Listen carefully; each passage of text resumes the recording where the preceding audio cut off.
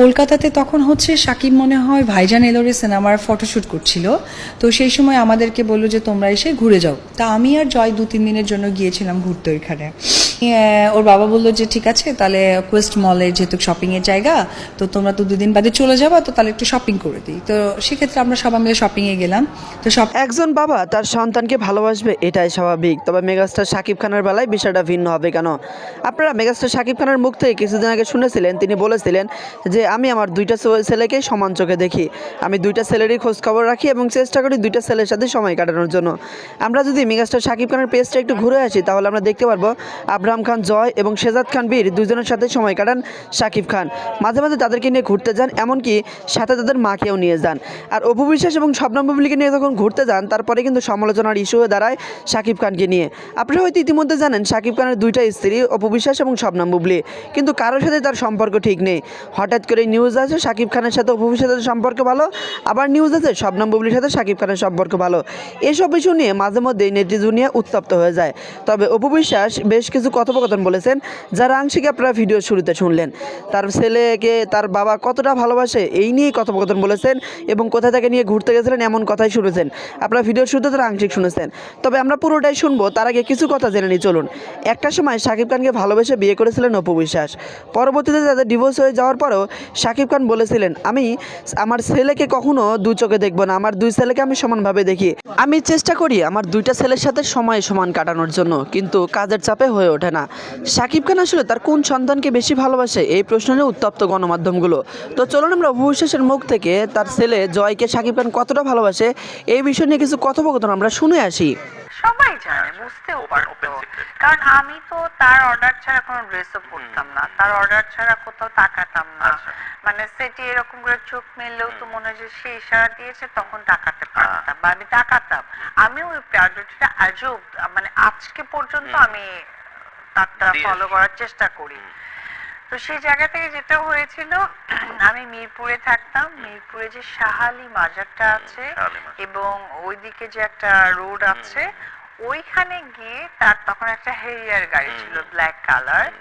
সেই হেরিয়ার গাড়ির মধ্যে সে আমাকে কথা দিয়েছে এবং আমরা নেক্সট শুক্রবারে বিয়ে করে ফেলবো, তুমি রাজি কিনা? হ্যাঁ, আমিও রাজি করে বলেছিল। সেটা একটু জানতে চাই, ও মোমেন্টগুলো আমরা ক্রিয়েট করার চেষ্টা করছি। আসলে আমি এইটাই হয়ে যাচ্ছে, লাইক সে আসলো। আর আমাদের কমন একজন ভাই ছিলেন মামুন ভাই।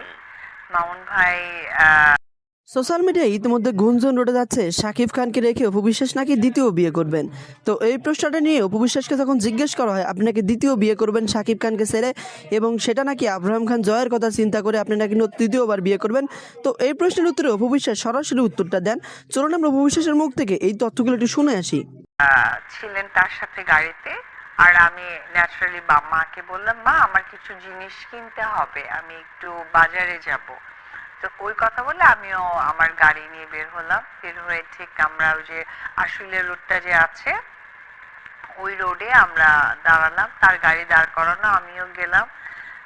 যথারীতি আমার গাড়ি থেকে নেমে তার গাড়িতে উঠলাম, আর তার গাড়ি থেকে মামুন ভাই নেমে গিয়ে আমার গাড়িতে উঠলো। তারপরে সে তো খুব সফট কথা বলে, প্রথমে বললো যে আমরা বিয়ে করতে চাই। আমিও তো করতে চাই। আমি বললাম যে তুমি যে আমাকে বিয়ে করতে চাও, তুমি তো এখন অনেক বড় নায়ক হতে যাচ্ছ, নায়কের কাজ করছো, তুমি তো আমাকে প্রপার টাইমটা দিতে পারবা না, বা আসলে বিয়ে করার জিনিসটা ঠিক হবে কিনা। সে বললো যে অ্যাজ এ হাজবেন্ড একটা ওয়াইফকে যে সম্মানটা দেয় সেটাই আমি তোমাকে দিব, এবং সেটা স্বামী হিসেবে সেই সম্মানটা আমি পালন করার চেষ্টা করব। তুমি যদি রাজি হও তাহলে আমি নেক্সট ফ্রাইডেতেই করতে চাই। আচ্ছা ঠিক আছে। তো আমাদের ওটা 2008 সালে 18ই এপ্রিল আমাদের বিয়ে হয়েছে। আচ্ছা, মানে যে নেক্সট ফ্রাইডে বলা হয়েছিল সে নেক্সট ফ্রাইডেতেই হয়েছিল। আচ্ছা, ওকে। এবং বিয়ের সময় কে কে মানে উপস্থিত ছিল? উপস্থিত ছিল রাজসাক্ষী। রাজসাক্ষী বলতে গেলে আমার মেজ বোন, আর ওর সাইড থেকে ছিল হচ্ছে মনির ভাই একজন আছে, তার সাথে থাকেন, আর কাজিনও ওর, আর হচ্ছে আমাদের উকিল বাবা যে সেটা হচ্ছে মামুন ভাই ছিলেন। আর আমার লেহেঙ্গাটা কিনেছিল ভাসাভি থেকে, আচ্ছা। আর আমার ডায়মন্ডের সেটটা কিনেছিল ডায়মন্ড ওয়াল থেকে। আচ্ছা। তো লেহেঙ্গাটা ছিল খাটের নিচে। ওই দিন আমার শ্বশুর শাশুড়ি আবার আমার যে ফুফাতো মানে ভাই আছে, মানে ওর ফুফাতো ভাই তার মেয়ের হচ্ছে বার্থডে ছিল, সেদিন বাসার সবাই ফাঁকা ছিল।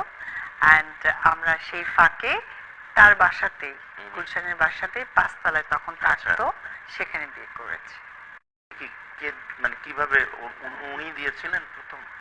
আর তুমি তো বললে সেরকম। হ্যাঁ, কিছুটা ওরকমই, কারণ আমার তোমার পক্ষ থেকে কোনো হিন্ট আসেনি? 100% নাহলে কি করে না, যেটা একটা হয়েছিল পুরুষের কি হয়ে? না হ্যাঁ, যেটা হয়েছিল নিজেরটাও কি বল। না, আমাদের যেটা হয়েছিল যে আমরা সোহান ভাইয়ের সিনেমা শুটিং